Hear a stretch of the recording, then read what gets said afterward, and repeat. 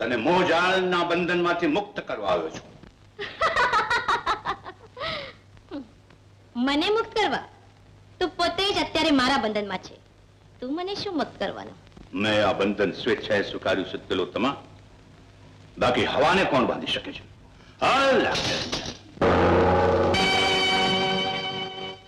તું મારા બંધનમાંથી બચી શકે છે જોગી, પણ મારા મરણ તોલ વારથી આજ સુધી કોઈ પણ નથી બચ્યું.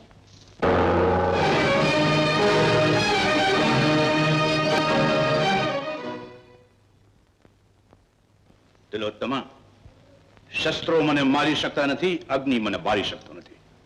સ્વયં યમરાજ પણ મૃત્યુ પહેલા મારી મરજી પૂછે છે. આ શક્તિ મેં ભક્તિથી મેળવી છે, ઘોર તપસ્યા પછી મેળવી છે. તિલોત્તમા, તું પણ પ્રભુમાં મન પરો, તારા રૂપનો ઘમંડ છોડી દે.